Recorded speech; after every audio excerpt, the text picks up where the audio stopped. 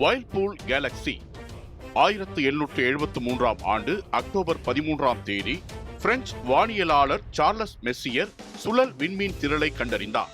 அதுவே மெஸ்ஸியர் 51 அல்லது M51 என்று அழைக்கப்படும் விண்மீன் மண்டலமாகும். சார்லஸ் மெஸ்ஸியர் ஒரு தொழில்முறை வானியலாளராக இருந்த போதிலும் கோமெட்ஸ் எனப்படும் வால்மீன்களை கண்டுபிடிப்பதே அவரது முக்கிய நோக்கமாக இருந்தது. 18ஆம் நூற்றாண்டில் வானில் வால்மீன்கள் தோன்றுவது மிகவும் அரிதானதாகவும் பரபரப்பை ஏற்படுத்தும் நிகழ்வாகவும் இருந்தது. இதில் ஆர்வம் கொண்டு ஆய்வு மேற்கொள்ள தொடங்கிய மெஸ்ஸியர் தனது வாழ்நாளில் 13 வால்மீன்களை கண்டறிந்தார். வால்மீன்களை தேடும் போது வானில் நிலையான மங்கலான நெபுலா எனப்படும் தூசியும் வாயுவும் கலந்த மேகம் போன்ற மங்கலான தோற்றத்தை கண்டார்.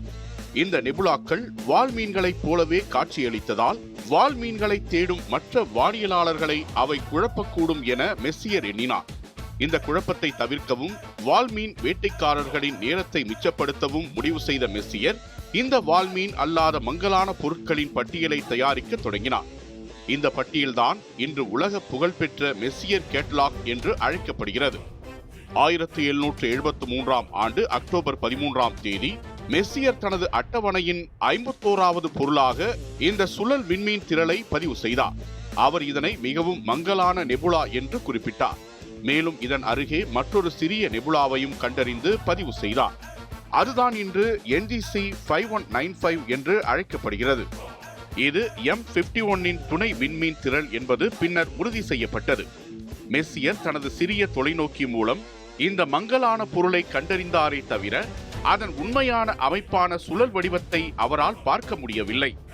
அந்த நேரத்தில் இருந்த தொழில்நுட்பத்தின் வரம்புகள் காரணமாக இது வெறும் வாயு மற்றும் தூசியாலான ஒரு மேகப்படலம் என்றுதான் நம்பப்பட்டது. மெஸ்ஸியர் இந்த கண்டுபிடிப்பை பதிவு செய்து பல ஆண்டுகளுக்கு பிறகே M51 உண்மையான இயல்பு வெளிப்பட்டது. 1845 ஆண்டில் ஐரிஷ் வானியலாளர் வில்லியம் பார்சன்ஸ் என்பவர் உலகின் மிக சக்தி வாய்ந்த 72 அங்குல தொலைநோக்கியை பயன்படுத்தி M51 ஆய்வு செய்தார். அவர்தான் இந்த நெபுலா உண்மையில் ஒரு சுழலும் அமைப்பை கொண்டுள்ளது என்பதை கண்டறிந்து வரைபடமாக பதிவு செய்தார். இதன் காரணமாகவே இதற்கு வைல்பூல் கேலக்சி, அதாவது சுழல் விண்மீன் திரள் என்ற பெயர் வந்தது. 20ஆம் நூற்றாண்டின் முற்பகுதியில் எட்வின் ஹப்பிள் போன்ற வானியலாளர்களின் ஆய்வுகள் மூலம் M51 போன்ற சுழல் நெபுலாக்கள் நமது பால்வெளி மண்டலத்தின் ஒரு பகுதி அல்ல என்றும் அவை ஒவ்வொன்றும் நம்முடையது போன்ற பில்லியன் கணக்கான நட்சத்திரங்களை கொண்ட பிரபஞ்சத்தில் உள்ள தனிப்பட்ட விண்மீன் திரள்கள் என்றும் நிரூபிக்கப்பட்டது. மெஸ்ஸியர் வால்மீன்களை தவிர்ப்பதற்காக தயாரித்த பட்டியலில் M51 இடம் பிடித்திருந்தாலும் இதுவே முதலில் அடையாளம் காணப்பட்ட சுழல் விண்மீன் திரள்களில் ஒன்றாக நவீன வானியல் வரலாற்றில் பதிவானது.